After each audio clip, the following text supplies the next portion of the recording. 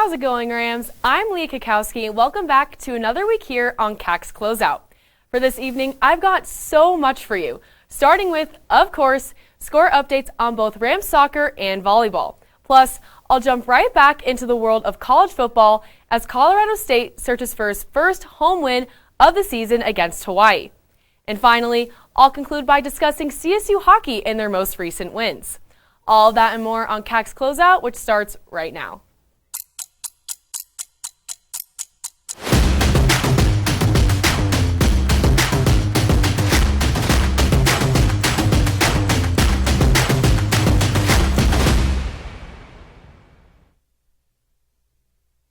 We'll kick things off, as we always do, with a team on the pitch. Earlier today, the Green and Gold hosted San Jose State in what should have been a highly contested match. The Spartans came into this one with 4 Mountain West victories, well more than CSU's mere single. But let's see if the Rams were able to change that fortune in a positive way. Unfortunately, SJSU took the dub, a final score of 1-0. It was a close one throughout, tight until literally the last minute of play. San Jose State midfielder Sabrina Weinman scored in the 89th minute of the game, handing the Rams the heartbreaking loss. Looking back, the true setback for the Rams has been their number of draws, being the most in the entire conference. It's not that CSU has been bad per se, losses have been rather minimal. It's just that the win column is virtually empty. Hopefully, the Rams can figure it out soon though, as only 2 games remain on the regular season. And like most Thursdays, volleyball is also in action, dueling the Broncos over in Moby Arena. Opening serve happened just under a half an hour ago, so let's see how it's currently playing out. The first set is currently in progress, and the Rams are actually behind, with BSU leading 13-12. Some notable players for the Rams are Malaya Jones and Kennedy Stanford, as they both have 3 kills. Sierra Pritchard killing it as always with her 7 assists as well. Hopefully, by the end, the Rams could take the dub at the annual Pink Out Night. Boise State is a solid group, and a win would definitely boost some morale and momentum heading into the later part of the month. That said, it's still pretty early, so we'll just have to wait and see. And now we scramble back to football.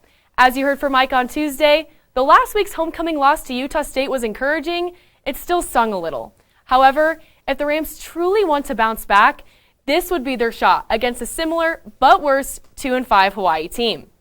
Like CSU, Hawaii has had their fair share of unfortunate blowout games as well, losing to both ends of the college football spectrum in Vanderbilt and Michigan by over 8 touchdowns. Talk about an embarrassing outing.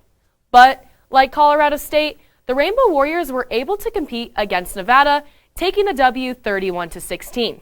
That said, Hawaii has yet to have a road win.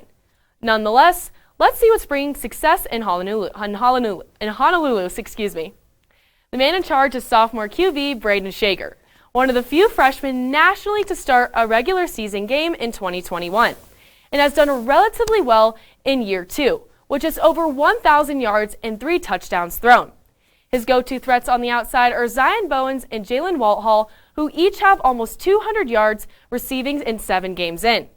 While I know that doesn't seem like a whole lot, it's because the offense actually relies on the running game, and it comes from one senior. Dedrick Parson is Hawaii's leading rusher, racking up nearly 500 yards on the ground so far. Not to mention he averages about 67 per game, more than anyone CSU's got.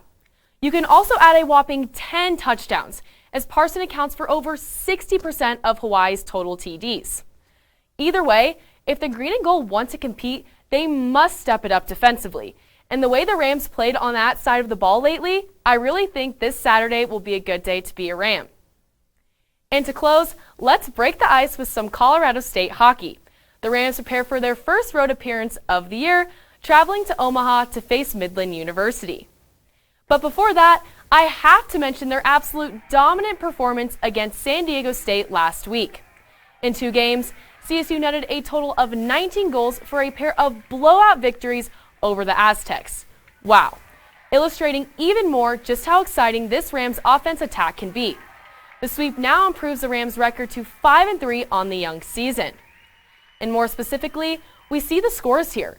The Green and Gold took the first contest easily 9-3. And if you didn't think that was impressive enough, Try a 10-0 win on Saturday. That's a blowout in baseball, much less hockey. If only soccer could do that. Anyway, these results extend CSU's win streak to 4. A nice tally ride heading into the road. With the Rams only having home appearances so far, I'm hoping they can reciprocate that same energy and firepower outside Epic. Because if they can, it can get ugly in their trip to Nebraska upcoming, and here's why. The Midland Warriors currently sit at 0-4. Though the series against Central Oklahoma was relatively close, the school responsible for 2 of CSU's 3 losses, mind you, they got completely obliterated by Minute State. They now return home for the first time welcoming CSU. And I'm sure Midland will be anxiously awaiting as the Warriors seek their first win of the season. And with that, Rams, that's all the sports action I have for you tonight here on CAC's Closeout. Be sure to tune in on Tuesday for yet another edition of our sports show. You may see a familiar face. Stay safe, have a wonderful weekend, and we'll see you then.